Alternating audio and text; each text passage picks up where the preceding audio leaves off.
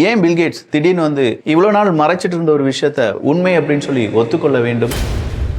இப்போ வெளியான டாக்குமெண்ட்ஸ் அப்படின்னு சொல்லும்போது இதெல்லாம் ஹாஃப் ஆஃப் த டாக்குமெண்ட் தான்ப்பா, இன்னும் ரிமைனிங்ல இருக்கு அப்படின்னு சொல்லிட்டு இருக்காங்கல்ல. இவ்வளவு உண்மையை ஏன் மூடி மறைக்கிறாங்க அப்படின்னு சொல்றதுக்கு காரணம் இருக்கு. இந்த விமானத்துல பிளாக் பாக்ஸ் அப்படின்னு சொல்லுவோம் பாத்தீங்களா, இதே மாதிரி இவனுடைய நண்பர்கள் யார், இவன் யார் யாருக்கு என்னென்ன விஷயங்கள் செஞ்சிருக்கான் அப்படிங்கிற ஒரு டைரி தான். அதுல சுமார் 1500 நபர்களுடைய பெயர் இருப்பதாக செய்திகள் வெளிவந்த வண்ணம் இருக்கின்றன. இது மட்டும் தானா அப்படின்னு பார்த்தா, இந்த எப்ஸ்டைன் எப்படா செத்தான் அப்படின்னு கேட்டா, அந்த நேரம் பார்த்து கேமரா ஒர்க் ஆகலைங்க, அதனால அவன் தற்கொலை பண்ணது கேமரால பதிவே ஆகல அப்படின்னு சொல்லி கேஸ் இழுத்து மூடிட்டாங்க. நம்ம ஊர்ல இட்லி சாப்பிட்டாங்க அப்படிலாம் சொல்லி கடைசியா கேமரா இருந்துச்சான்னு கேட்டா கேமரா இல்ல. அதே மாதிரி எப்ஸ்டைன்டையும் கேமரா இல்ல. அப்ப இதெல்லாம் பார்த்துட்டு இருந்த ஹேக்கர்ஸ் ஒரு அறிவிப்பை கொடுக்கறாங்க, எங்க கிட்ட ஒரு 14 டிபிக்கான டேட்டா இருக்குப்பா, அதெல்லாம் நாங்க வெளியில விட போறோம், நாமளும் மாட்டிடுவோம் அப்படின்னு தெரிந்த இந்த பணக்கார முதலைகள் இருக்கானு இல்ல, கொஞ்சம் கொஞ்சமா வெளியில வந்து நான் செஞ்சது தப்பு தான், நான் தப்பானவன் கிடையாது, என்ன மன்னிச்சுக்கோங்க அப்படின்னு சொல்லியிருக்கான் இந்த பில்கேட்ஸ். எஸ், எப்ஸ்டைன் கூட எனக்கு பழக்கம் இருந்துச்சு. ஒரு ரஷ்ய பெண் அப்படின்னு தான் இவ்வளவு நாள்